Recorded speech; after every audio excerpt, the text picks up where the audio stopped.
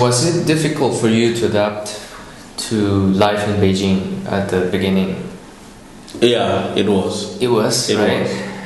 Even for me, it was. It was really difficult, to be honest. First of all, my country it doesn't have like 4 seasons.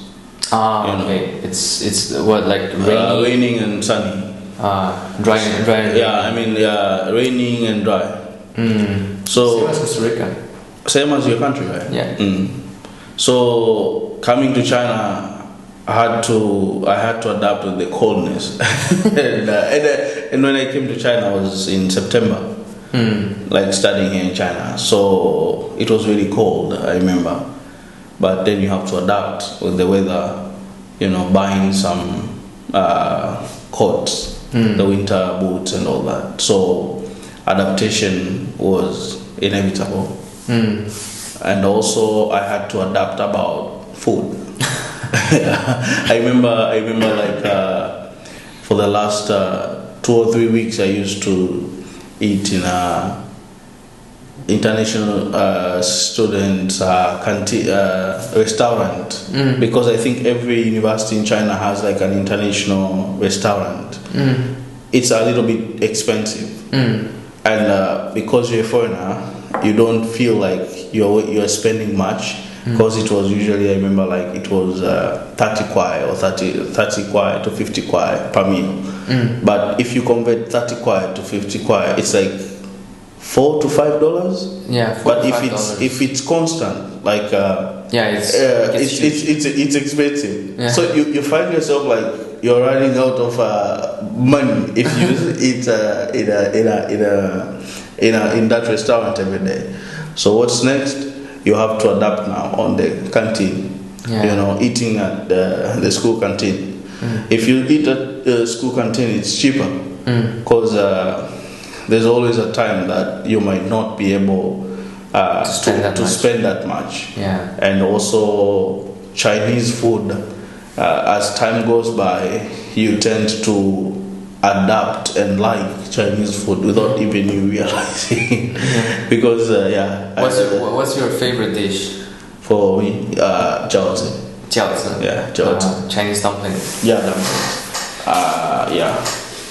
For me, it's actually the same as you. I mean, I come from Costa Rica, and Costa Rica is a tropical country, right? So we only have 2 seasons, and it's dry And rainy, exactly as your country in Tanzania. So I also arrived to China for the fall semester, so it's September, right? Beginning of September, and fall season is actually okay for me, because it's like 25 degrees, 20 something, so it's kind of comfortable, just a bit windy sometimes. Yeah, exactly. But beginning maybe the end of October or November, exactly. it gets cold. Cold, really cold. And the change is quite fast. It drops from 25 to maybe 1 or 2 degrees Celsius in 2 weeks maybe. Yeah, and I was not prepared. If you wanted to buy winter clothes in Costa Rica, it's not possible, because we don't have winter, right? So we had 2 weeks to quickly go to any shopping centers or whatever place we had nearby to buy the winter clothes and the winter boots and all that, right? And it's actually kind of a little bit expensive if you do shopping during that time. Yeah. I had the luck of having a place called the Golden Towers in Wudalco. In Wudalco. So it's kind of a cheap place to go shopping for students. So you can find anything there, from electronics to clothing to stuff like that. And also the food is also something that I wouldn't say I had trouble adapting, but I needed time to adjust. Because I have been growing. I'm from a Chinese family, so I've been eating Cantonese food all my life. But Beijing, they like to eat spicy. Oh yeah. And oily. Yeah, oily. Oily and spicy. So even if I went to the school canteen, you know, I like to try all the different dishes. But sometimes you just don't. I mean, your stomach maybe is not used to it. So you had some, you know, like gastritis. But you know, with time you can adjust. But yeah, weather, food, those are like your adjustments. Was my concerns at the beginning. What about language? For me, it's also language. Language, you know, I started learning Mandarin way before. You know, when I was kind of 12 years old, but not receiving official like classes in any university or school. But I was actually learning in a kind of a training center of my dad's friend.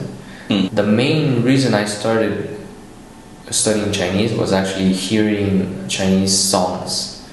So there's a guy, a Taiwanese singer called Jay Chou. I don't know if you have heard of him. No. And one day I just came across one of his songs. And I liked it so much that I just went into YouTube and find the lyrics, you know, and tried to sing it. So that's how it started. So it's one way of telling people that you can learn Chinese using Chinese songs. Yeah, I mean, there's a lot of ways of learning. Different people have different learning methods, right? Yeah, exactly. Some people learn by hearing, some people learn by looking. Right? Or practicing.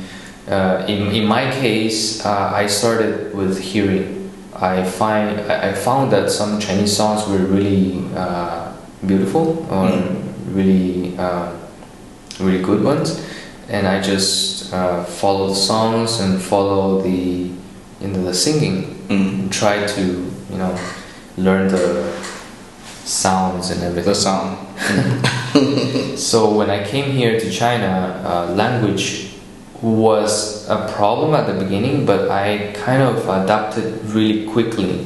Oh, okay. So maybe in 2-3 months, or maybe less than that, I was able to adapt. I was able to overcome the language barrier.